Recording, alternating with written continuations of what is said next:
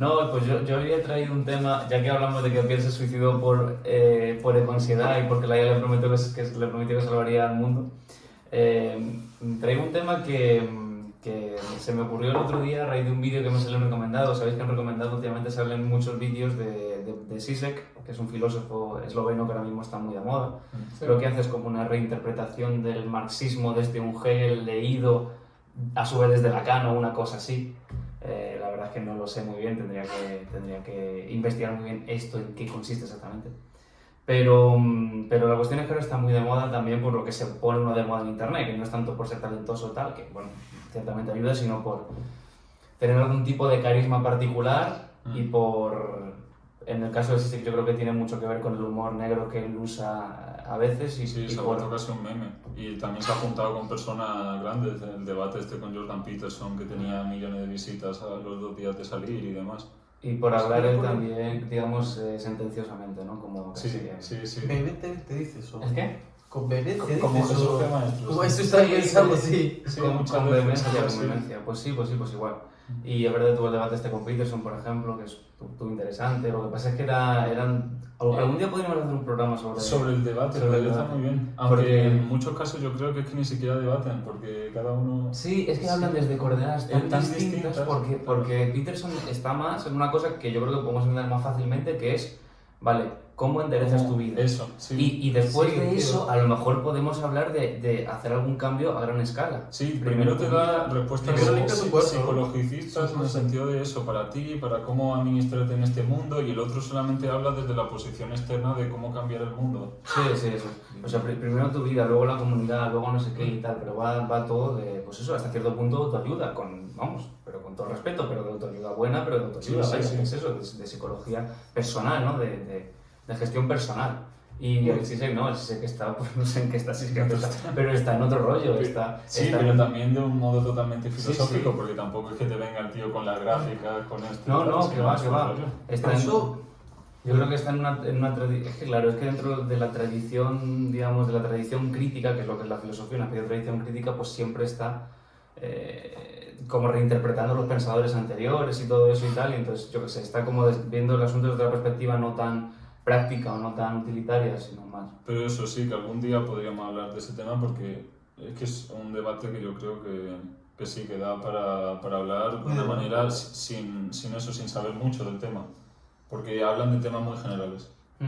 Y también un día podríamos hablar de la línea entre la autoayuda y, por ejemplo, la filosofía, porque ahora desde hace años está súper de moda en la filosofía estoica, que para mucha gente es literalmente autoayuda. Para mucha gente el uso que le da, quiero decir. Sí, o sea que sí, realmente sí. yo creo que la línea se desdibuja mucho realmente. Muchas veces yo creo que autoayuda es cuando es pocho, cuando es algo pocho, y filosofía es cuando es algo Mucha de calidad. filosofía se ha transformado en filosofía personal, igual que la economía se ha transformado en finanzas personales, y los canales de bolsa, de cómo invertir en bolsa, triunfan mucho más que los canales de decir cómo está el empleo en España y cómo están los tipos de interés. Funcionan mucho más las finanzas personales, sí. La verdad. Sí, a lo mejor también responde a un patrón neoliberal, digamos, de individualización a partir de los 70 y todo Hayek y todo esto, no sé. Está bien, es una cosa que habría que mirar, pero bueno, lo que iba diciendo es que vi el otro día un vídeo de Zizek y me pareció interesante porque era un vídeo muy cortito y vamos, y que no tiene conexión con el resto de su pensamiento ni con salvo con un tema relativamente de actualidad, que es el de la crisis climática y concretamente la figura de Greta Thunberg, que es esta activista sueca tan polémica. Yo creo que tenía por lo menos 20 años. Pasa que tenía 21, ¿no? la gente sigue viéndola como una niña, pero claro, es que una niña era en el 2016. Ya. Entonces, tiene que tener ya como... Lleva ya unos años, ¿eh? Es que hace mucho que lo Es pienso. más, es reconocida. de nuestra generación y tendrá que ser... Pues, yo Creo que es del 2001, o sea... 3 años, pues 2 años menor, 3 años, algo así. Pero bueno, entonces hablaba de ella, ¿no? Y decía, y curiosamente yo pensé que... Yo pensé que a ese no le iba a caer bien, porque por lo poco que he visto de él, es más reservado con respecto a todas estas figuras de, pues eso, todo bueno, en inglés se dice liberalismo, pero en realidad en español diríamos todo este nuevo progresismo, todos los progres, los wokes estos, los wokes estadounidenses, lo que ellos llaman liberales, ¿no? Que están siempre con el tema del género, con el tema de la identidad, con el tema con este nuevo tribalismo social que se está construyendo, y él está bastante en contra de toda esa corriente y tal. Por eso supongo en parte también se entendería bien con Peterson, por lo menos en este tema, ¿no? De que la corrección política es que va contra el pensamiento crítico y que es lo autoritario que son, lo autoritarios que pueden llegar a ser y todo eso, ¿no? Y cómo pueden llegar a objetivizar su sensibilidad, que es lo máximamente subjetivo, y pretender objetivizarlo como norma universal de comportamiento moral o algo así, es toda esta historia, ¿no? Pero entonces yo pensé que quizá Greta Thunberg no le caería muy bien porque, por ejemplo, a mí no me cae muy bien, y no es que yo esté en contra de los activistas climáticos ni nada de esto, sino sencillamente, joder, a nadie le gusta, yo creo en general que mal, porque a nadie le gusta tener un pepito grillo que solo se dedica a quejarse, ¿no?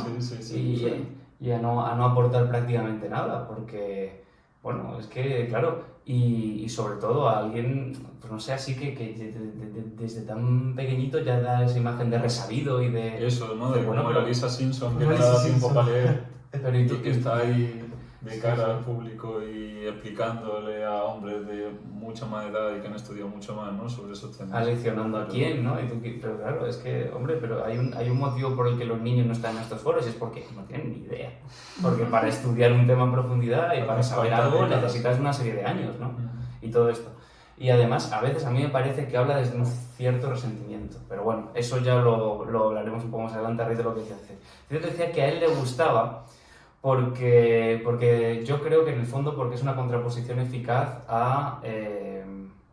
al modelo de respuesta que damos generalmente con respecto al tema de la crisis climática, que es, todos sabemos que, bueno, quizás las predicciones más catastrofistas de las que es Adalid, por ejemplo, esta chica, no sean las más acertadas, pero evidentemente hay una serie de problemas, algo está pasando, deberíamos reducir las emisiones de CO2, por ejemplo, todas estas historias, ¿no? En general todos estamos de acuerdo en que se tienen que tomar medidas en este sentido. Lo que pasa es que hay una diversidad de opiniones en cuanto al alcance de esas medidas, no porque no queramos proteger el medio ambiente, sino porque al final estas medidas, los impuestos de la gasolina, ¿quién los está pagando? Joder, pues que se ha comprado coches de gasolina, que son más baratos.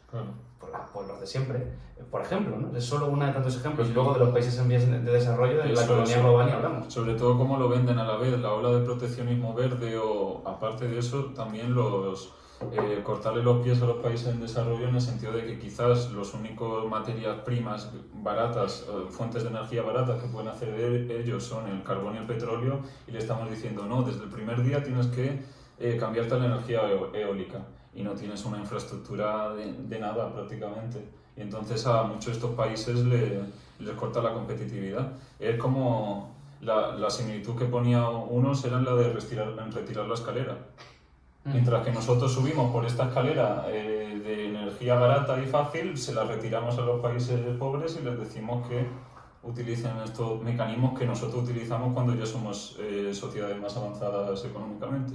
Claro, y en ese sentido, alguna vez hemos hablado, que sobre esto también podríamos hacer un podcast, alguna vez hemos hablado sobre cómo quizá la medida más eficaz para que estos países redujesen su emisión de CO2 u otros gases así de efecto invernadero o todo este tipo de contaminaciones sería precisamente acelerar por la vía que fuese necesaria, incluso mediante el uso de estas tecnologías tan contaminantes, acelerar su desarrollo económico.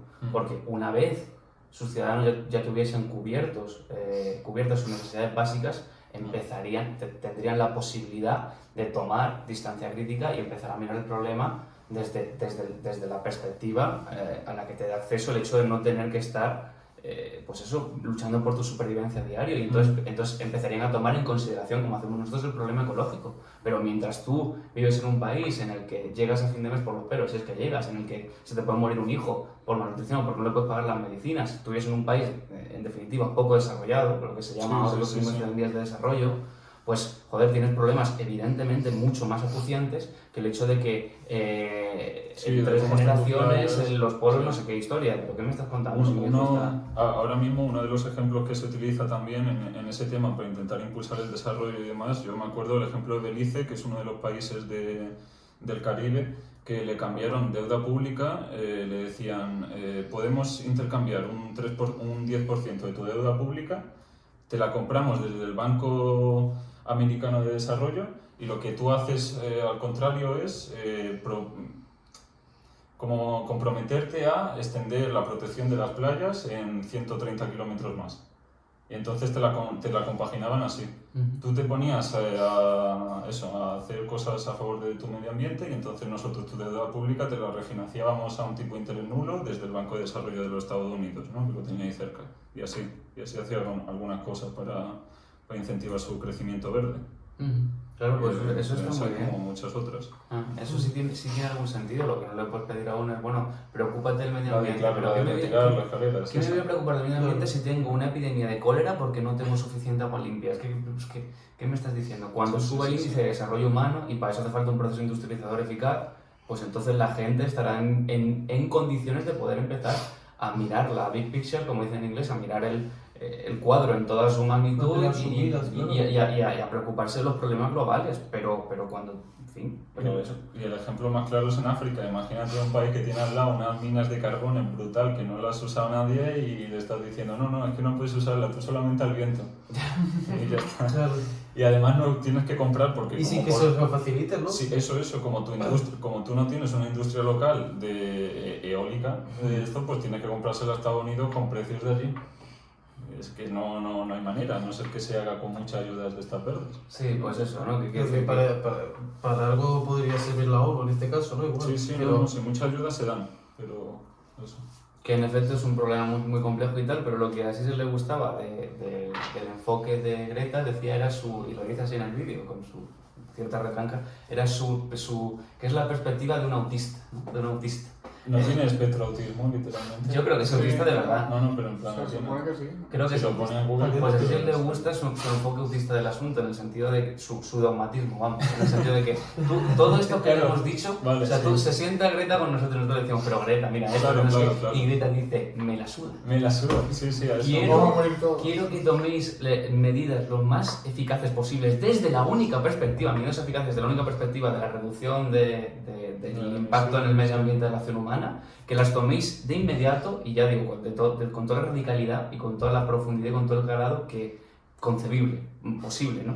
Y eso es lo que quiere ella. Y dice sí, y yo lo entiendo, ¿no? Que no es una perogrullada, porque esto se puede extrapolar a cualquier otro problema. Que quiero decir que para atajar problemas en una escala amplia, no problemas individuales, domésticos, sino para atajar problemas, pues por ejemplo en el orden internacional y todo eso tal, a lo mejor hace falta no solo por parte de los gobiernos sino por parte de los ciudadanos, por parte de los que deben exigir soluciones para esos problemas a los gobiernos. A lo mejor hace falta una cierta radicalidad y un cierto autismo y una cierta ceguera, una cierta visión de túnel, en el sentido de decir, no quiero escuchar excusas, no quiero escuchar cuán difícil es esto, no quiero no sé qué, sino que quiero que se tomen acciones contundentes ya. Porque si no, al final, y esto es cierto, ¿no? O sea, la crítica a esta perspectiva es clara y la acabamos de hacer. En efecto, lo prolijo y lo complejo que es todo el asunto desaconseja cualquier... Pero por otra parte, al final dice claro, al final lo que pasa es que no se hace apenas nada, ¿no? Que, bueno, eso habría que verlo también hasta el punto no se está haciendo nada, porque están tomando ciertas medidas, pero hay gran parte de la comunidad científica dice que esas medidas muy probablemente no van a ser suficientes. Y la verdad que hay mucho en juego. Y como para equivocarse. Y lo que dice Sisi es que y tiene en esto tiene toda la razón, nuestro enfoque normal con respecto a la cuestión climática es, todos sabemos que hay un problema, todos sabemos que habría que hacer algo, pero somos, digamos, condescendientes con respecto a ese problema. Decimos, bueno, sí, pero ya, es que es muy difícil, es que no sé qué. Y al final todas estas razones, porque es verdad que es difícil, es verdad que es un problema extremadamente complejo y tal, acaban convirtiéndose en la práctica en excusas para, en última instancia, pues no hacer nada o no hacer suficiente, ¿no? Y entonces dice que como digamos, como como activista climática, la perspectiva dogmática de la tipa esta, a él le gusta porque cree que es la perspectiva que un activista en ese sentido debe tener si quiere que algo salga adelante. Vamos. Sí, yo ahí lo más importante que veo quizás es la posición, ¿no?, de ponerte en un extremo, porque tú cuando intentas debatir con alguien o intentar un acuerdo,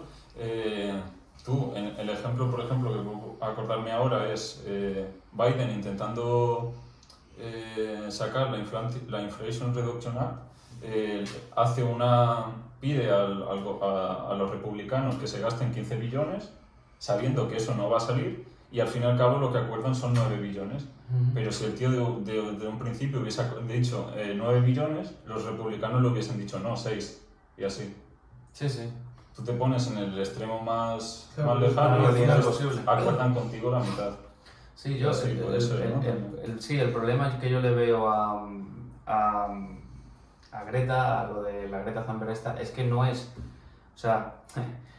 un dogmatismo instrumental, sino que es que la tía le ha calado hasta la médula. Sí, la tía le ha y entonces es su trabajo. lo que hay en muchos de sus discursos parece que es verdadero resentimiento, o sea, pero odio, ¿no? Entonces, claro, eso, yo que sé, a mí me parece peligrosísimo. No, si ha salido un discurso llorando, de todo, ha utilizado todas las técnicas de marketing posible, ha utilizado la de que las personas mayores, como van a morir antes que nosotros, les da igual el planeta y entonces nosotros vamos a cargar con esa carga, y se ponía a llorar en medio de eso y así. Y vosotros y tal. No, también es verdad que es eso, es que nadie hace, o sea, prácticamente nadie, ¿quién conoce a gente que realmente tome medidas activas, más allá de reciclar? A ver, la toman los gobiernos y además, menos mal que Pero, las toman los gobiernos porque las nuestras que son el reciclaje... Claro, pero quiero decir, ¿quién conoce organismos o quién conoce personas que trabajen en organismos que realmente estén haciendo algo activamente? Hombre, yo no conozco a nadie que trabaje en la ONU, pero... Sí, claro. No, pero... No te digo en la ONU, sino que tú sepas realmente... dices como ONG, o sea, gente que sea activista climática, que esté Claro. implicada en la lucha. Claro, ¿conoces a alguien a que no se la sube este tema?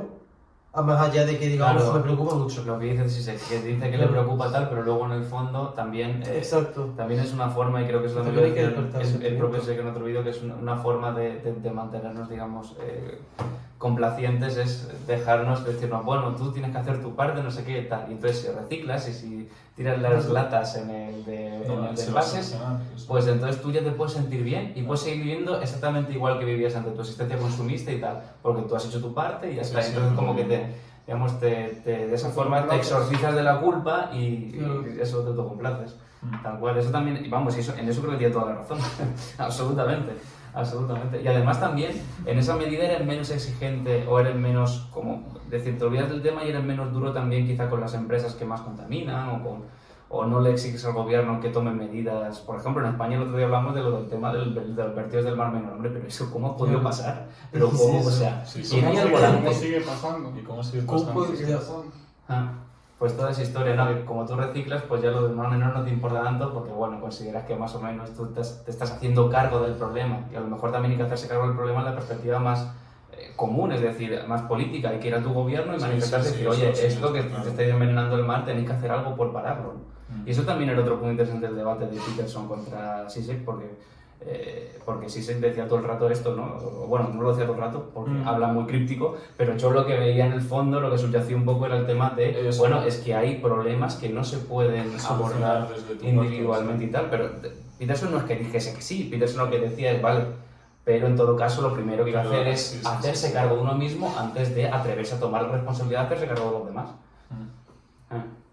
Bueno, pues nada, eso es básicamente lo que la sección que quería traer porque creo que daba para hablar de temas en general más interesantes.